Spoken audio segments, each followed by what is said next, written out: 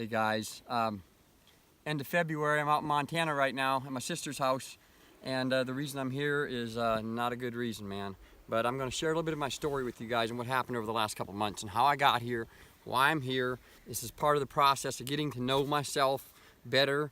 I'm learning to try to be vulnerable. I'm learning to try to share my story and what's happening in my life in real time with people. And I know that courage isn't what I think it looks like, because me being vulnerable and sharing my story and all that stuff that I've been through, it feels very different on my part, but I know that my emotions aren't always real, so I'm trying to share my story here.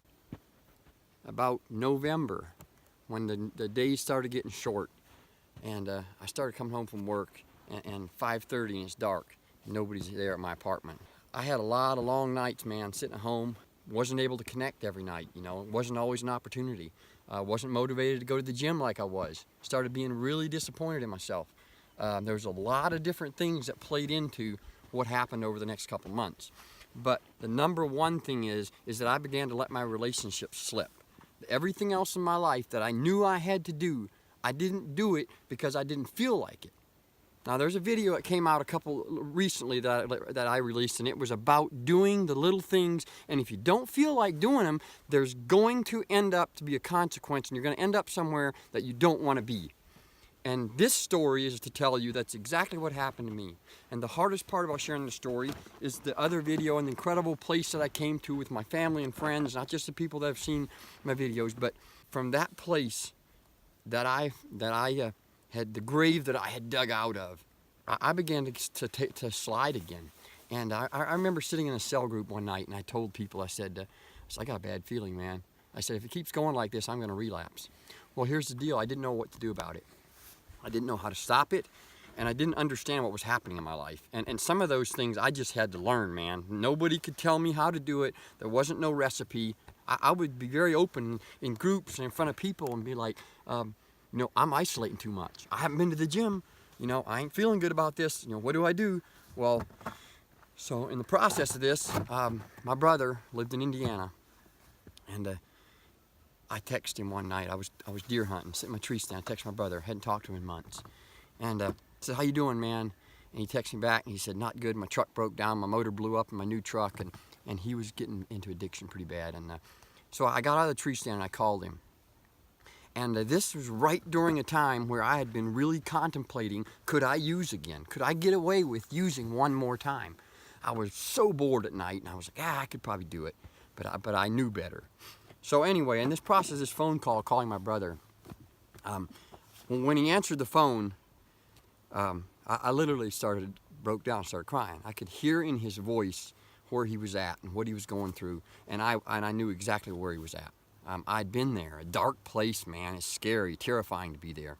And, you know, he's stuck with no vehicle. He's dropping off a vehicle he was borrowing. He was going to have no way to go anywhere, no money. He's addicted. And I'm like, tell you what, I'm in a good place. I got a bunch of money in the bank. I'm going to come down and get you. He'd been planning to come up for Christmas anyway. So I jumped in my van, and I waited till I was about an hour from home before I told anybody I went, because I knew the family would hate it. They'd think it was a bad idea. It was timing, how everything stacked up. Perfect timing, and that's how life is. That's how it goes, man. You are always going to have the perfect opportunity to do something stupid at a really stupid time, but there's also an opportunity to do something good. For me, like I said, I'm in the process of getting to know myself and what I can handle and can't handle. But so I went down, picked him up, and ended up using with him just a little bit. So this is the middle of December, and over the next 3 weeks, I used a little, I stopped, and we all know how it goes. Before you know it, I'm 8 days in one time. Really scary. I realized it was 8 days in, and I was getting hooked, man. Those hooks were getting back in my brain. My thought process was beginning to be filled up with using again. The guilt and shame from what I had came out of, and the friends and family, and everybody had been there. All this stuff people had done for me. How could I do this? How could I live with myself? I knew what to do, and I wasn't doing it. I saw the warning signs, and I still didn't stop it.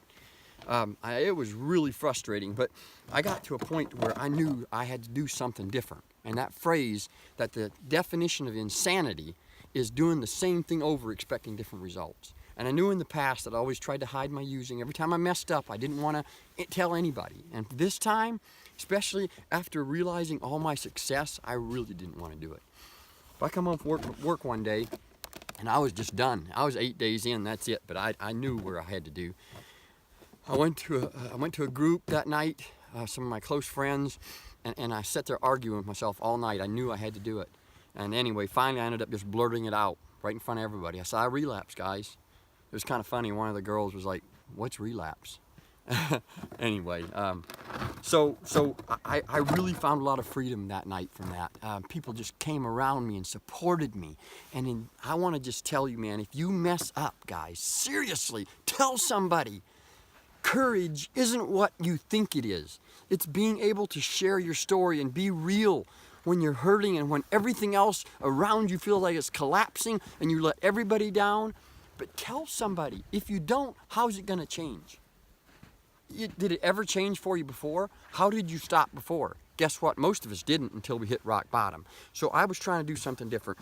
A lot of things became really real to me about sharing what I had, sharing my faults with somebody. I'd never done that before. And so anyway, I went home.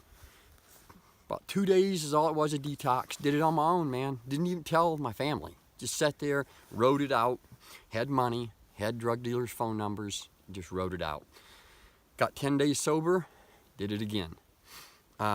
So this is February. I've been out here in Libby for 7 days. When I came out here, I was on about 25-day binge, something like that. Not using every day, not going hardcore, not doing the dumb stuff I've been doing, but doing it enough to get the hooks in my mind.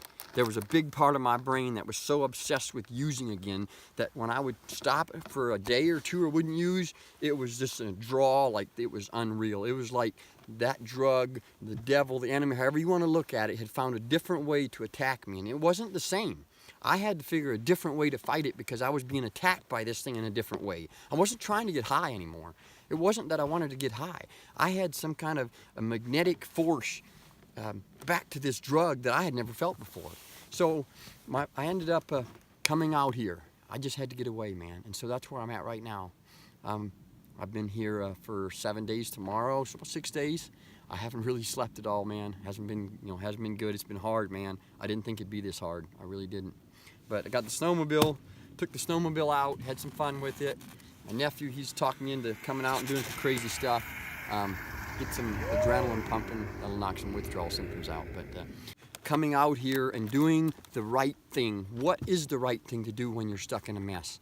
It's different for everybody. It's worth trying. Don't beat yourself up and say, well, that should have worked. I got my family supporting me, and I gave my keys up, and I still had my drug dealer drop drugs off in the mailbox. So it must be I can't make it. Do whatever you got to do. That's what was happening to me, and I finally realized I had to get away. I had to get away from there. I had way too easy access. So when you recognize the slide that you're in, do something that's gonna work different, whether it's giving up your keys, isolate, whatever it is, put yourself in a position that you can succeed, because it's not gonna stop on its own. We know that, it only gets worse. So I just wanna say that there is always another option. And if it doesn't feel like the right one, how about you consider what you would be doing if you weren't doing this one? So for me, for example, I'm out here. I've been sicker than a dog. I ain't felt great.